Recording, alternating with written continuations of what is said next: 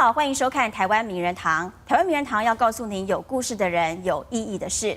讲到牡丹花，大家会想到它是百花之王，也是富贵的象征。不过呢，牡丹花呢，它的花语则是淡淡的爱，还有用心的付出。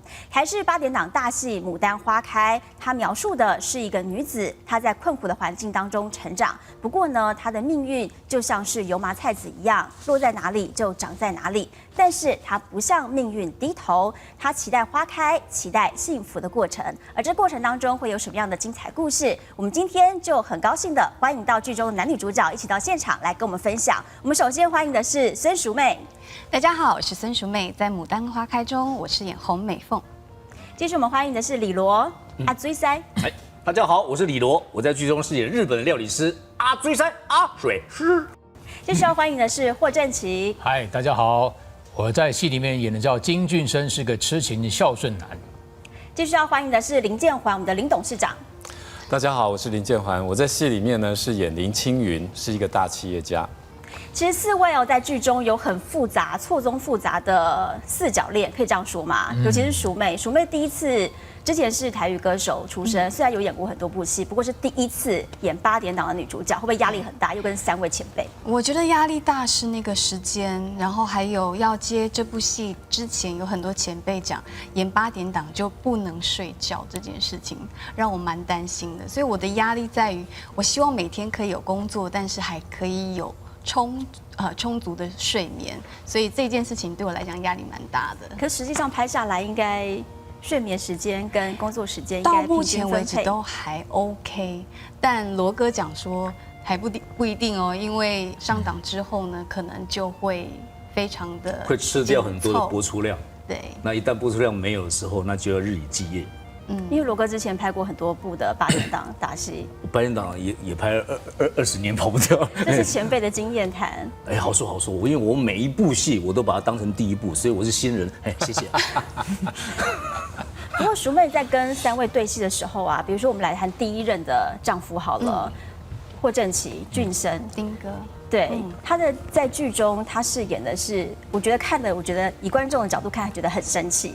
就是妈妈叫你说要跟他离婚，你就离婚了；然后妈妈叫你再娶第2个人，你也娶了。然后对他说我爱你，可是实际上看起来好像不是这么一回事。你怎么样去诠释角色？因为他是个孝顺的小孩，但是他又很深爱他的老婆，在这个矛盾跟扭曲当中，他要怎么样去拿捏？我觉得是一个挑战。但对我来说，我觉得还好，淑媚丢的球也蛮好的，所以我觉得双方面丢球的效果非常好。然后妈妈就演得非常的不错，跋扈，然后非常的霸道，然后让这个小孩子无意当中被人家认定是个妈宝，但是他有他深情的那一面，他演深情那一面，他对淑媚里面的演这角色美凤是真正的深情，但是逼不得已、没办法的状况之下，只有放手了。这样的，但是他的深情是永远在心里面没有改变，这样子。就内心戏比较难演，因为对于爱情跟亲情，妈妈因为她很孝顺，然后她也很爱美凤，所以丁哥这一方面就是感情的部分，丁哥也拿捏得很好。那像那是你们的第一场戏吗？那时候在之前都还没有对过，之前的第一次合作应该就是之前拍 MV 的时候。是的，是的。可是这是等于是第一次男女主角加上第一次对戏，第一场戏就在港边，还要痛哭流涕，那一幕会很难诠释吗？一次 OK 还是有 NG？其实还好，我觉得我们都还蛮简单就进入状况，因为觉得在演艺圈，虽然我们不敢说我们是新人，但是比新人稍微老一点点，在对小众对情绪上的东西，我觉得淑媚在演艺圈也蛮久一段时间。其实歌唱里面很多东西是要培养情绪的，情绪里面才能够带动歌曲，真的感动人。就像我们刚刚听他的主题曲，那个是非常催泪，再加上我们的画面搭起来，我觉得是非常棒的一个感觉，这样子。的确，那主题曲《幸福来了》还是淑媚自己作曲，对不对？是的。对，这一次的主题曲《牡丹花开》也是我自己作词作曲，因为我本来是想要片头片尾都自己来谱曲，可是因为拍摄的时间太长，然后我没有太多时间可以有那个心思静下来。那我在写这首歌的时候，刚好是有一天晚上，然后要睡觉前，就突然来了一段旋律。然后就赶快把它录下来，然后隔天呢，在拍的中间，我就把它再重新整理了一下，整个编曲完，然后搭上词，很喜欢。非常棒，非常棒你。是在睡觉的时候，旁边有人跟你来个旋律而已。真的会这样哎，就是那个灵感它不一定什么时候会来，你就是要等它。然后你在想象的空间里面，因为我很喜欢一个人，在角落，我喜欢独处，所以大家都觉得我蛮自闭的。但我很喜欢独处，因为它会给我很多的自己的空间，让自己有很多的想象。对。其实像你说你自己很喜欢独处，可是你在周旋在3个男人之间，而且还有一幕就是你跟林董事长出来的时候呢，你是在当他的司机嘛？你自己的驾驶技术好吗？会不会董事长坐在车上会觉得尴尬的？我驾驶的技术不太好，因为我弟弟都说我如果开车出去就是那个交通的黑暗期，因为我开车很慢，然后我考驾照也考了很久，因为我从18岁那一天笔试没有过之后，就前几年才又重考，然后也考了3次的笔试，然后3次的那个路考才通过。我路考通过之后，我请了监理所所有的人喝饮料，太开心了。那一幕在拍摄之前，林董知道这一段吗？会不会坐在后面真的很怕？其实我完全不知道。那我坐在车子里面，我就问淑妹说：“你脚踩得到那个刹车吗？”可以啊，因为他很娇小，因为他很娇小。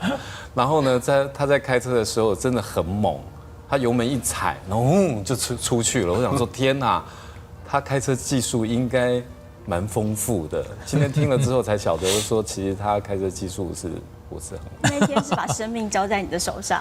对，因为美凤这个角色，她要开车是很杀的，所以因为有时候导演会帮我开，他开的比我还猛，对，所以我要跟上那个节奏。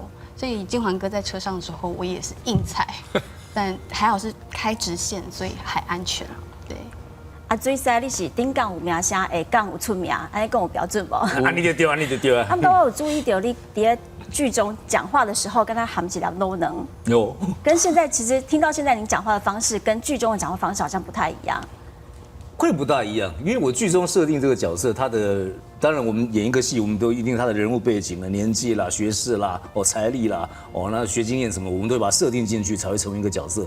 那我既然要演这个角色的时候，就希望，因为他是剧中就是搞笑，然后让整个剧会更活泼起来的角色，所以我包括我讲话都会把音调都拉高。那会把自己的特色特别讲出来，像我介绍就会讲说，我是顶高名校，刚刚出名，我是演打考的，我的就在水师，我就故意会用这种方式，然后可以提醒观众。那这个东西在默默当中，观众就会累积对你的印象，那对假设，他们吃不吃这个角色会有相当程度的加分。其实每一场角色、每一场戏出来的时候，你就是一长串的话，就是啪啦啪啦讲很长。那其实就是像你讲说，如果不会让观众笑的话，你就要退出演艺圈。那其实，在对戏的时候，是3位跟罗哥对戏的时候，是不是也会常常 NG 会笑场吗？每一次啊，如果跟罗哥拍，我都很期待，因为他都会有很多的点子出来，然后想法。然后呢，我们在演的时候，像我常常在戏里面要喝酒，然后喝醉，然后他每一次呢，他就要跟我拼了之后呢，其实试一下他很会喝，但是呢，戏里面他要假装他不会喝，然后我试一下我不太会喝，但是戏里面我要假装很会喝，然后我的酒量还要比他好，所以常常就有那种酒醉啊，然后那种戏，其实还蛮好玩的。那淑妹了，会不会常常笑场？会，我有一场戏吧，就跟罗哥演到快 ending 的时候，我直接是喷笑，然后我笑还这样，然后我想怎么没有喊卡，然后就整个录完了。对啊，最后所以会呈现的是整个喷笑的场景。对啊，可是很自然啊，很好啊，导演觉得这份其很好。实是应该我要 hold 住的，因为他常在搞笑的时候，我都会骂他，说啊你就搞我别供或者是卖给我别供，因为我永远在跟他告白。想到就告白，拼了命要告白，可是他就然后99%都被打枪，这样。那在加台词的部分呢？比如说为了要更符合当时的互动的剧情，您是不是也常会加台词进去？我几乎每一场都会动剧本，不过动的时候我也跟导播跟导演什么，我们都会讲得很清清楚楚。我们所谓的加了什么少了什么，然后 tempo 是什么，我们都会弄好之后，然后才正式录影。那当然，我加的东西一定是会让观众有感觉，笑得出来，那加才有意义啊。这个戏剧当中，《牡丹花开》里面有非常多的哭戏嘛，那淑妹是不是几乎每一集都在哭？几秒掉眼他泪。跟我的戏大部分都是要很伤心、很难过，然后跟他们哭，都有。然后有一天录影的时候，丁哥突然默默的飘过来跟我讲一句话，真的很难想象你怎么走过来。我对突然噔，对我是怎么走过来对啊，的？我想拍了半年来，我问他，因为情绪的戏很对多，还非常辛苦，非常辛苦。因为几乎跟他们都有一些感情的纠葛。我觉得对于我来说，哭戏没有压力那么的大。我觉得，挑战最大的是那个体力上。因为整个哭完之后，整个体力已经耗尽了。其实我觉得他对我们3个人里面，他对他们的戏会比较像，他有时候可以骂他们，直接发泄或者什么的，然后对他可能比较也是很尊敬的，但对我的感觉是不一样，因为就是夫妻之间爱，然后也是感情戏放不下，他永远对我是尊心，一直这样子很忍气吞声，然后情感放在里面的，所以他对我这边会比较悲情，然后比较深情在那边，对他们的可以发泄，对，尤其对他罗哥那不一样，他可以骂他了。你们演的是人啊，他对的是人啊，我是宠物啊，你要这种感觉嘛，宠物不对，哎，慢点，适时的可以发泄，要不然他在剧里面蛮辛苦的，哭戏啊、悲情戏、内心戏很多很挣扎的，必须要发泄一点。刚好罗哥的角色是可以让他发泄的。是说哭就哭吗？其实好像2位都是，还有建环也是。其实我哭比较少，可是我要面对我的前妻，因为他欺骗我，就是说他半身不遂，所以呢我就为了要照顾他，然后不想要让他有那种就是把他丢弃遗弃的那种感觉，所以我就照顾他。可是呢，我又很爱美凤，然后他常常就会被我的前妻给扣动。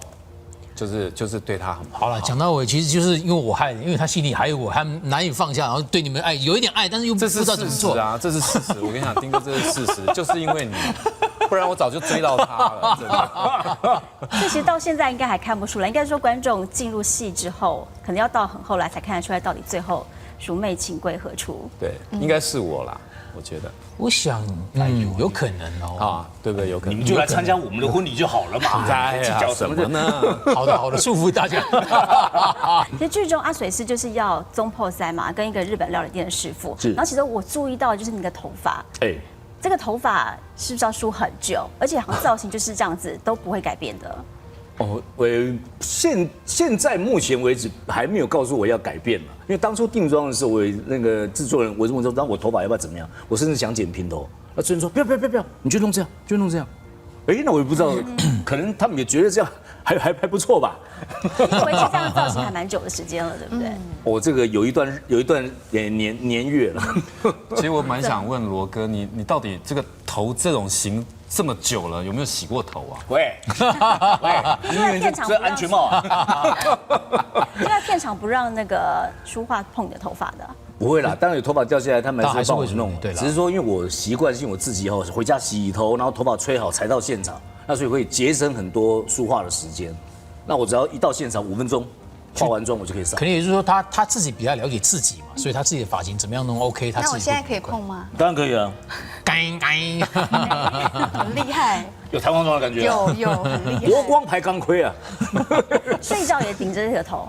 应该没有。如果我打算就是明天就是今天不洗头，明天反正一大早又那样，我就直接侧睡，然后这边这人就算要翻身的话，再过来这边还是侧睡，这是艺人为难之处，辛苦的地方。然后就不会动到上面，不会动到后面。那所以只要起床的时候头发稍微梳一下，然后把它弄好就好了。没办法，节省时间。所以刚刚本来淑妹以为说你有天天洗头，就今天才知道2天头发后的秘密。有没有味道？没有。我们现在夏天快到了，那其实大家都为了这个戏做了很多的改变。那像建环哥，您做的改变是瘦身。对，其实我一直被经纪人要求，就是说不能太胖，尤其在这个戏里面这个角色。所以呢，我大概3到4个月，我大概瘦了8公斤。哇，对，那我以前什么样的脸是圆方法嘞？其实我就是节食不吃，我的一天大概就吃1餐。其实有运动吗？没有运动，其实基本上我大概就是2片白吐司跟1杯咖啡。那除非晚上或者中午的时候就吃一个正餐，但是食量不会很大。但是吃完了之后我就不吃了，然后也不吃宵夜。而且我在听人家讲说，其实你节食的话，就是说你不要吃2天，会增加你的免疫系统。哦，那倒是真的。会增加你的免疫系统的那个功能，所以其实有时候节食2天就好，偶尔饿一下，对身体还不错。还不错，还不错。因为否则2片白吐司加1杯咖啡，这样在营养师来看的话，应该是一个是不够正确的绝对打枪的啦。对。我知道超过1个礼拜没打，妈妈就会说好久没听到你的声音，我觉得做儿女没有办法时常陪在妈妈身边的，我觉得蛮不孝的。妈，我爱你，我这一辈子辛苦了。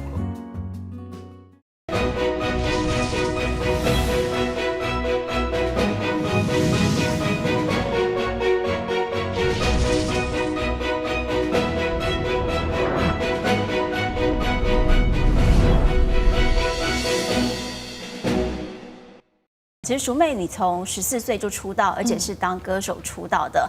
还记得当时出道的时候才国中生，对，唱歌的感觉是什么？刚升国中1年级。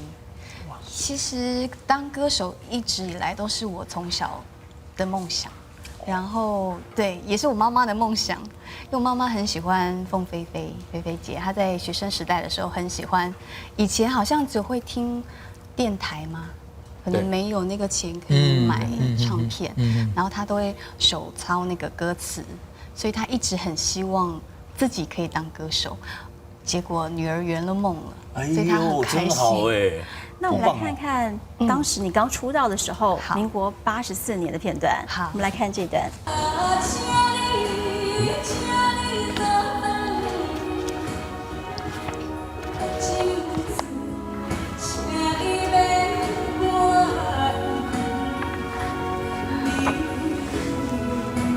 这国中的时候，对，国中的时候。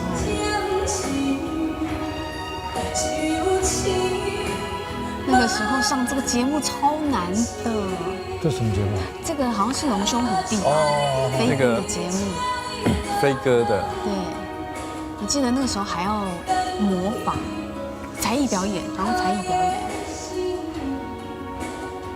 好可爱哦。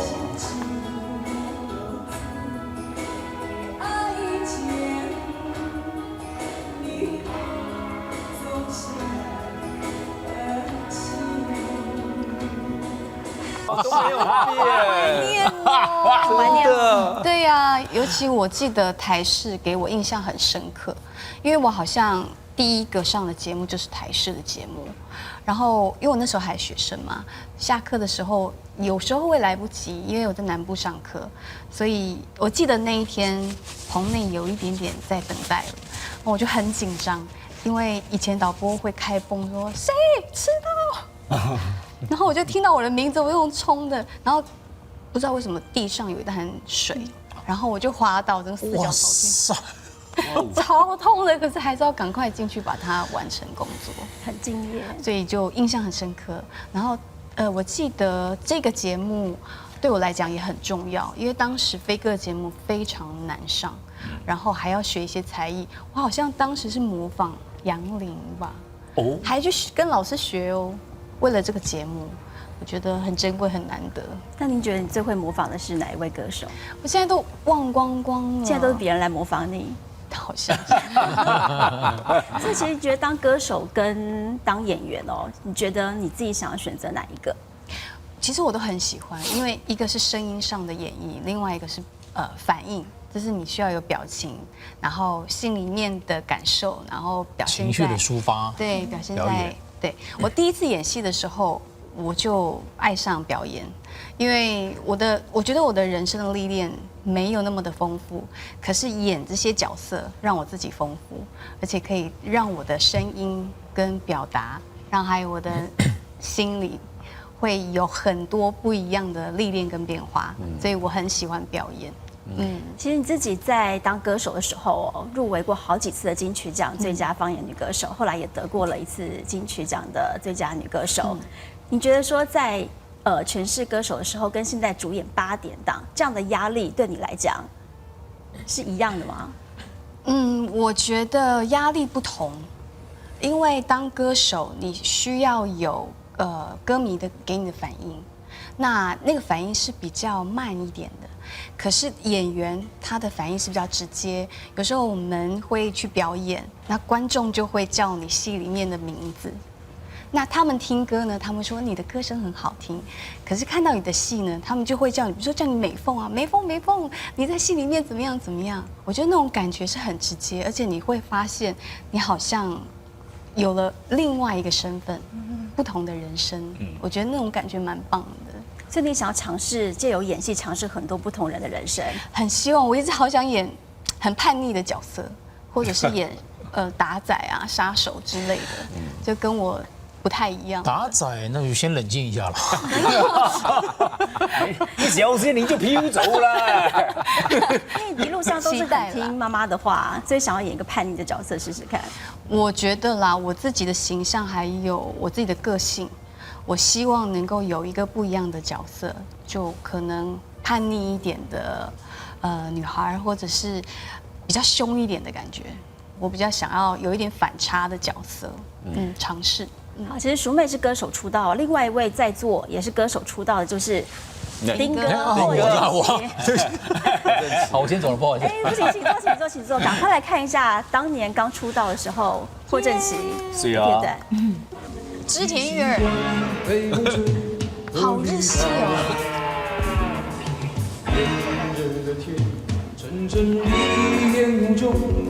真的是小鲜肉，真的好年轻哦。我爱你是因为我爱你。旁边那个是谁？梁大再多辛苦我都不在乎。我爱你是因为我爱你。那时候好瘦哦。再多辛苦。那个时候的衣服垫肩也太大了吧？那个时候流行啊。哎呦，耶！我的丁哥不要再躲在淑妹后面哎呦我的了。妈，好紧张哦，流一身汗。所以现在还会回味当时当歌手的时候吗？感觉不同，但是蛮怀念的，这样子。对啊，我觉得现在比以前有味道多了。对现在更帅，就是男人的味道。谢罗哥。我讲实在话，以前蛮好的以前还是小鲜肉，而且那个垫肩实在是哇，真的很棒。淑妹的怎么看？那时候我觉得那时候也好帅哦，很日系的感觉，对，完全不一样的味道。而且那眯眯眼好深情哦，就有点。你好像整个话都讲不出来了。好，有点紧张，看到以前那个样子，这个过程啦，反正我觉得就是这样吧。谁没有过去？我刚就是啊刚看到那个骂包脸。其实当初您会出道是刘文正当时发掘你的，是可以再谈一下那个过程吗？大家都很好奇，因为到现在是一个谜样的人物。当时怎么样去发掘你当歌手？其实我当兵退伍下来，有一个朋友在 Piano Bar 里面当钢琴师，然后有一天我去找他玩，他知道我可以唱歌，他讲说，要不要唱2首歌？反正没人嘛。我说好啊，那唱。就没想到那天他的朋友，也就是刘文正公司一个企划也在那一边。后来我就唱完以后，我也没当这回事，我就回去了。然后隔天我朋友跟我说，你有没有心情当歌手？我说干嘛？他说你那天唱的时候刚好那个他们的企划，就是飞鹰唱片公司的刘文正底下有个企划在那边，他听到你唱歌，觉得你可以做。我说真的假的？你不要骗我。就后来1个礼拜，他真的跟我约去跟刘文正刘大哥见面，我吓到。那时候感觉上刘文正是我们那种超级巨星，你知道哇？见到他个头又大，你觉得哇，真的看到自己的偶像，你知道就觉得哇，这种不是做梦的感觉。后来他就叫我去录音室录了几首歌给他听，以后他觉得你可以当歌手，要不要试试看？我说好啊，那就这样子就进入演艺圈，走上不归路。对啊，误打误撞。所以你眼中的刘文正是什么样的人？其实他很幽默，而且他非常好玩，他就是很正派的一个人，他就是跟他的生活在一起，你会觉得你是走对路了，而且跟他在一起你会学到很多的风范。当艺人的感觉，当艺人你该有什么样的风范、什么态度，他是一个非常好的一个模样榜样。让你印象最深刻的一句话是什么？没有，他就叫我们就当自己，当好的人，这样我就 OK 好，就是很正派，当自己，当你自己，然后当一个好的人，这是很重要。对。对你而言，演戏是一件很幸福的事情。不过之前好像有提到说有想要退出演艺圈，是不是也跟妈妈有关系？对，因为我觉得，因为我爸已经很早就过世了，然后我老觉得，我有时候每次看到妈，我就希望能够多一点时间陪她。我觉得这是人生最重要的意义。工作固然重要，但是我觉得真正的亲情，妈妈是最伟大的。那种亲情你是没有办法去言语形容，但是你只能在你平常表现做出来。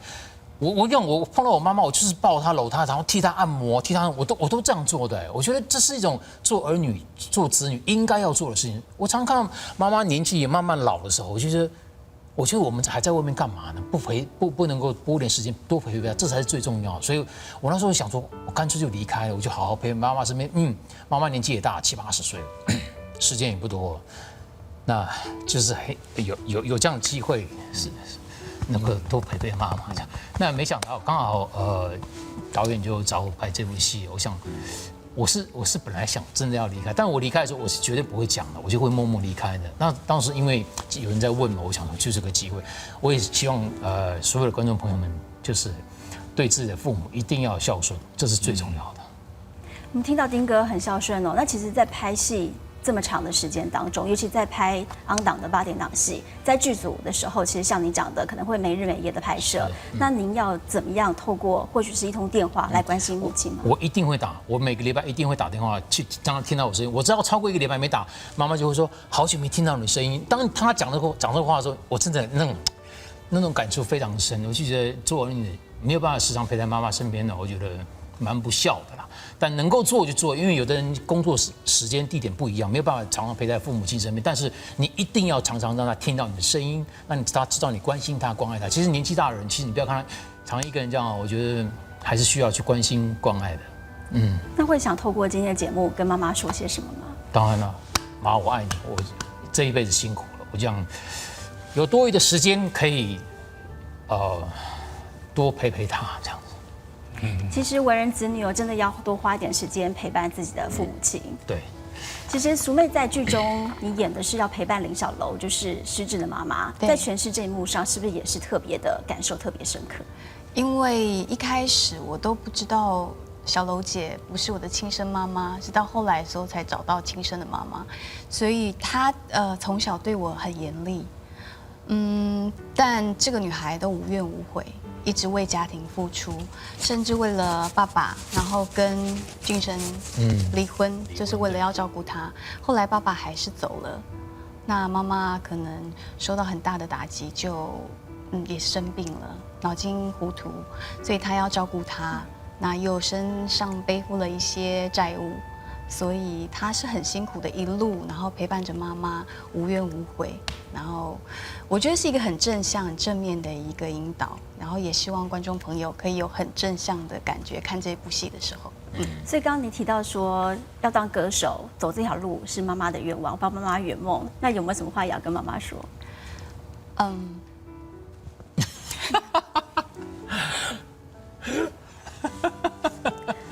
怎么了？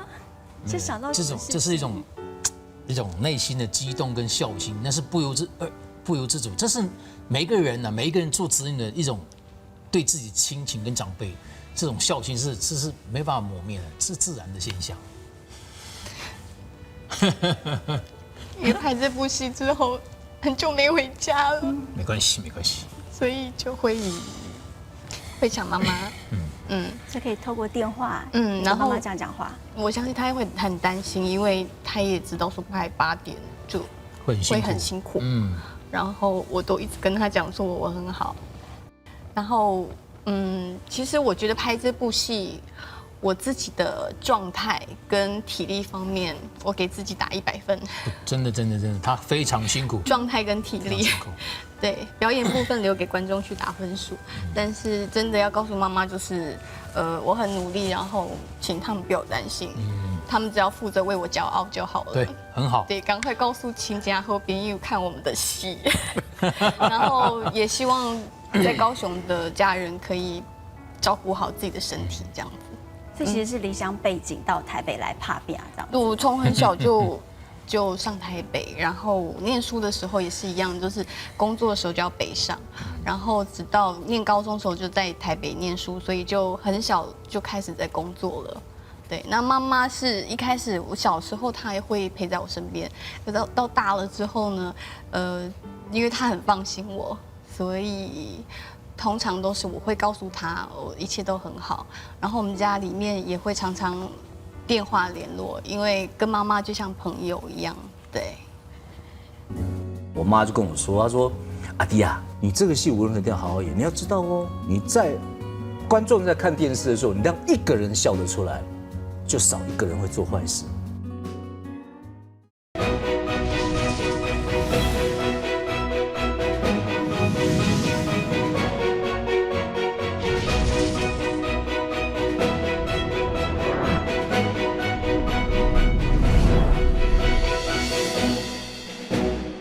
那像罗哥其实就是在这个剧中就是一个甘草人物，他追随的角色。那不过您一开始你的演艺之路已经20多年了，我们现在来回味一下您当年在台视一部很有名的戏《天眼》，哦，记忆深刻。我怀疑你们进行毒品交易。哇，那是你吗？刚那个哇，这家店还在，这家华西。哦，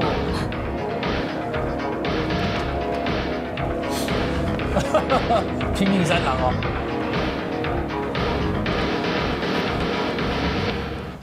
教授，我刚才在陈叔那边发生一件怪事，我看见那个尸体的小啊，你搞什么东西？他真叫你名字啊？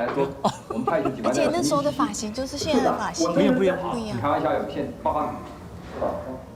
身上并没有其他明显的外伤，是不是？弟兄，你刚想说那个尸体会怎么样啊？我在陈叔那边看到那个尸体他手指头这样一动一动的，真的还假的？真的，我亲眼看见了。真的，真的，难怪法医老陈说你神经兮兮的。你还好吧？我真的看见了。教授，我上班了。现在在看当初20多年前的片，自己觉得演技以往跟现在，现在的现在的演技会比以前再更稳，然后那个 tempo 会再好一点，对，就不会像以前年轻那么毛躁啊。不过那个时候那个演的那个年纪也这个毛躁也是对 OK 的，对，所以没有什么对与错，只是现在演的话应该会比那个时候再好一些，更成熟一些。对。那像刚刚看到在剧中就是一路追着歹徒跑，身手蛮好，对，身手很好，身手一般般，中国排第3。罗哥以前是武行对，所以很厉害。可实际上，如果您在演武打戏、武行的时候，其实应该有非常多的惊险的场面。有没有印象中最深刻的是什么？很多啊，有没有最严重受伤过的是什么样的状况？受伤啊，我我曾经有一次是在有台就是摄影棚的顶楼跳下来，然后跳下来的高度，如果真的要算那个，应该有个该怎么说啊？至少4、5层楼跑不掉了那种感觉，因为摄影棚是挑高的，所以它加上那个高度才4、5层楼绝对跳到。那我就往下跳，可是问题在跳的当时，距离我们以前真正在拍打戏的时候，也有个时间了。我们自己预测是绝对没问题的。对，那窗户在看了，我们看了下面那个垫子什么都 OK。那我一出去之后，那当然空中有动作，然后到落的时候，所以所有的武行，所有的有拍过动作戏的人，可能会比较清楚。那个落下去的时候，这种咣，那个下去的时候，你的头要先盯住，要不然那个甩的力量，那甩下去的话，说不定你这个断了，很危险哦。结果那天我因为就，怎么讲，我妈又交代我说，不要再去做那些任何的危险动作。所以那天我跳下去的时候是这样下去的时候，我有点在想这个事情，就是他应该不会看到这场戏吧？下去的时候，我头下去是真的，嘣，甩回来。其实没有人知道，我在现场把所有戏拍完，其实那个东西我痛了好几个月，很危险。那这只是其中的一小个，怎么讲，小的细节而已。因为你突然之间想到妈妈突然之间的不专心，因为妈妈对你而言是很重要的一个人。像您这次能够再回来演《牡丹花开》，是不是？其实，在您消失荧光幕前大概2年左右的时间嘛，中间推掉了5部电影。有。那后来会决定再回到荧光幕前拍8点档《牡丹花开》，也是因为妈妈的一句话。是啊，就是我以前在拍有台的戏，拍了一个很长的戏，叫做《亲戚不计较》。然后那时候刚出在拍的时候，因为我们一直都在拍8点档，可那时候接到任务就是说我们要颠覆一个新闻时段，我们要再用我们这个戏剧来跟新闻别台新闻时段对打。那时候然后那个上面长官给我指示说，无论如何我们要达到任务，那我就好就进去演。可是问题一演，突然间变全国冠军，全国冠军是说每个时段的总冠军，那是说你就骑虎难下了。电视台策略是拍呀，对不对？那个广告是一搭三呢，那还得了？好，那就一直拍，可是拍了好几百集的时候，我们心里想，我什么时候回8点了？那时候8点就我负责了，那你就好好拍。喂，那在那种情况之下，我心里有点小排斥，当然我们还是尽力演好了。那有时候我就闷的。那有一天我在吃饭的时候，我妈就跟我说，她说：“阿迪啊，她叫我阿迪啊，她说你这个戏要好好演啊。”我说什么啊？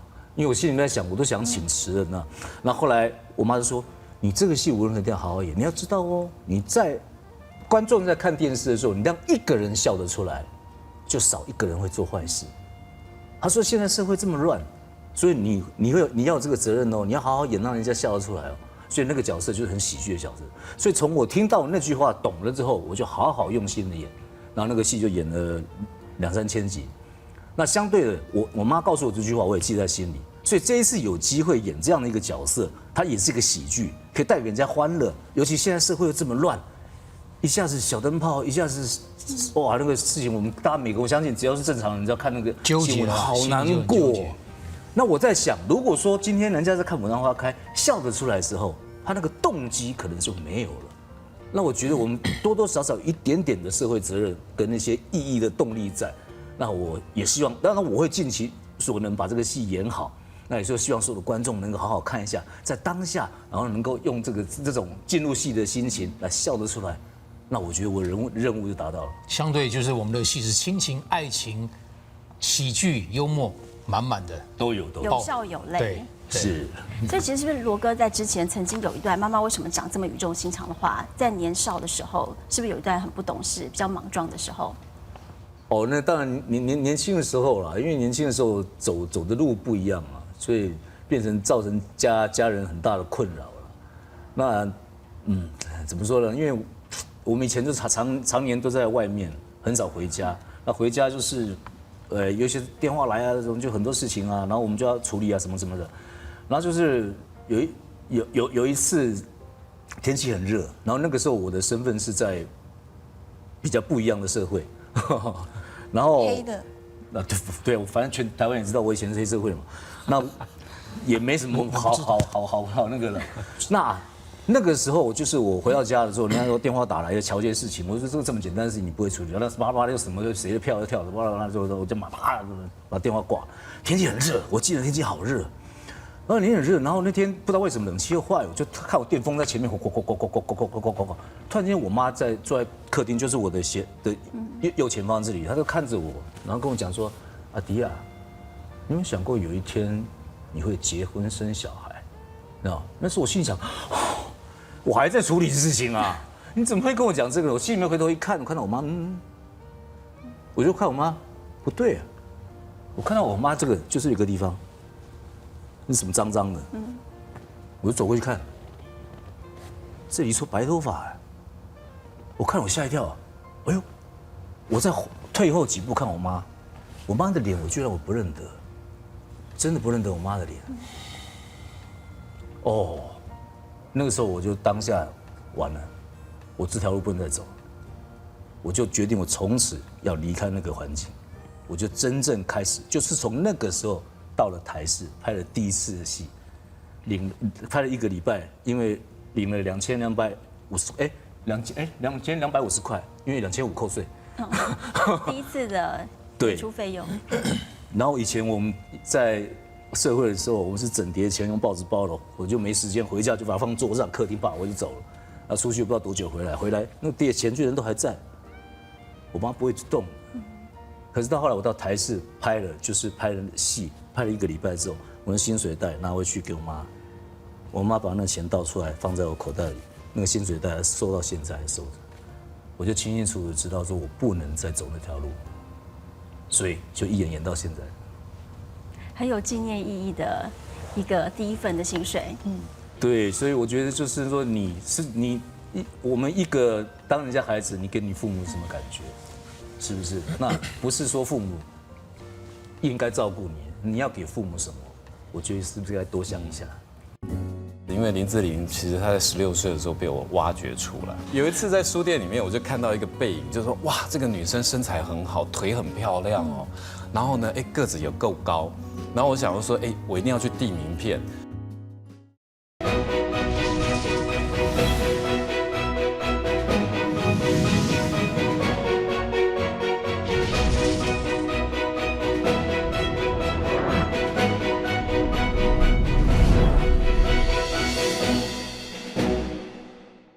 那继续我们要看的就是林建环林董事长当初在台视的这一部片《玉清嫂》。好紧张。就在田埂上部，眼睛是掉。难道我们的天地就这么小吗？这是徐桂英。我不觉得小啊。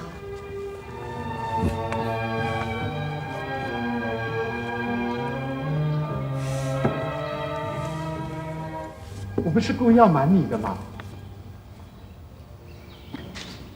你们男人都是这样，王静。事情发生了才来扯谎。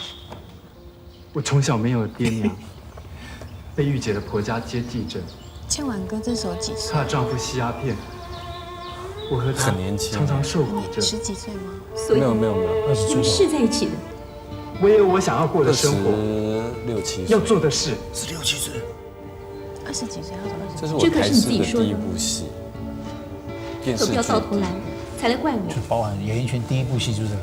没有，第一部戏。建环哥这部戏感受特别的不一样。对啊，这是我在有20年了吧？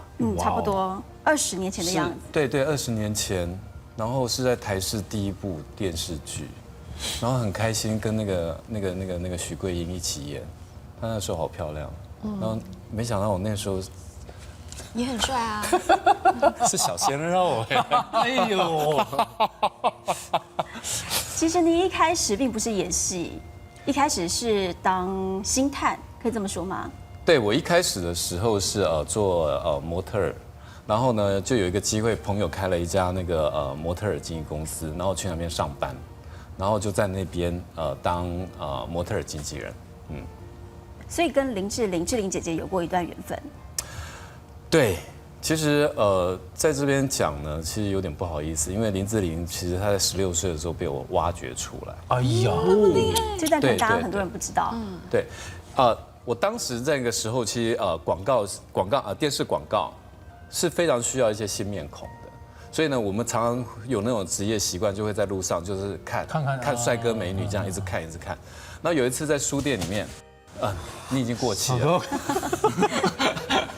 这么直截了当。有一次在书店里面，我就看到一个背影，就说哇，这个女生身材很好，腿很漂亮哦，然后呢，个子也够高，然后我想说，我一定要去递名片。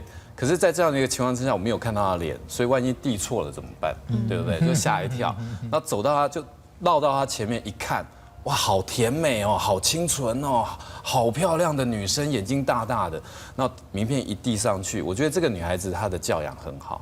她也不会害怕，也不会拒绝，她就拿了名片，然后就看看。那我就说，我是模特儿经纪公司，不知道有没有兴趣也要找你拍广告。她就说，好啊，但是我要问我妈妈。当她说要问她妈妈的时候，我吓了一跳。我说你几岁？她说我才15、16。我觉得志玲其实是一个非常非常不错，而且非常聪明的一个女孩子。我觉得教育对她来讲是非常重要。后来呢，他们就真的就去加拿大，那后来还是有联系。之后他大红大紫，其实跟我没有什么关系。您谦虚了，真的是他自己努力，真的。师父领进门，修行。对。那其实这次在剧中《牡丹花开》当中呢，你演的是一个暖男的角色。那对于这部戏，还有您在剧中的角色，有没有什么可以跟大家来强力推荐的，跟观众朋友推荐这出好戏？其实呢，这个是非常非常不错的优质的8点档的戏剧《牡丹花开》。在戏里面呢，我是演一个企业家，是一个颜值非常高的一个企业家，就是又帅又有钱。然后呢，心里面呢，好渴，好渴。不好意思，好渴。在戏里面呢，我其实是非常深爱的美凤的，因为我觉得她是一个非常善良，然后呢又肯吃苦，然后呢又很体恤别人的一个女孩子，所以我百般的追求她，但是呢，她一直都在拒绝我，因为她对于金俊生这个人念念不忘，所以呢。这个有一点点爱情啦、亲情的一些纠葛，所以是非常好看的。丁哥有没有什么要跟我们特别推荐？尤其在这部戏当中，要让观众看到的是什么？其实我觉得我们每一个演员他所扮演的角色都很到位。那就像刚罗哥讲，我们对这个社会其实还有正面的一些教育的意义。所以我们在戏里面除了亲情、爱情，其实还有很多很正面的东西，教你该做不该做的事情都会有。所以我觉得现在这个社会正需要这样的戏剧。给所有人一边观赏，可以一边很赏心悦目，又可以看到亲情、爱情，又可以看到幽默，又可以对自己本身有一些教育的作用。我觉得这是非常好的、非常优质的一部戏。我也很开心看到台视能够还是继续的这样做戏。我觉得台湾现在已经很少这样自己能够是做戏的。我也很钦佩、很谢谢台视有这个机会这样子。其实不断的投入台湾戏剧，要注入新的活力，也要带来正向的力量。是的，淑妹，您自己是女主角美凤。要让大家看到的是什么？其实牡丹花开这4个字代表是圆满。人生要经历圆满这个过程，需要有很多的经验累积，还有生活上的一些，不管是挫折也好，然后开心的、不开心的也好，我觉得我们的戏全部都包办了。这出戏有笑有泪哦，笑的部分、幽默的部分就要靠阿追赛了。对，好说好说。当然，因为牡丹花开来讲，有别于其他。我们在同一个时段的别的电视台来讲，我们不一样是说我们不会撒狗血。那希望说观众在这个时段里面带给观众就是回到最以前，就是我们的戏剧正统戏剧的走法。那当然我们会更继续努力去把这个东西演好。那就也希望说观众朋友呢会就是很支持我们，因为台湾的戏剧。不只是说是我们在努力，台湾的观众们也要为我们加油，我们才会让我们戏剧的越来越好。因为中国大陆也在拼，我们也在拼。那人家现在的程度跟我们不一样，我们的经费各方面等等都比别人少，可是我们还继续在努力。就像台视董事长一样，就是愿意不管怎么样花这个钱来做我们本土的戏剧。那我们是实实在在把它做好。那希望说观众朋友也给我们机会，大家一起来努力，让台湾更好。的确，今天听到了剧中男女主角们的真情告白。其实呢，《牡丹花开》这部戏呢是笑中有泪，可以让您笑得合不拢嘴，也可以让您跟着感动掉眼泪。让我们一起期待牡丹花开，期待幸福到来的日子。我们今天非常谢谢4位来宾来参与我们今天的节目现场，谢谢。谢谢。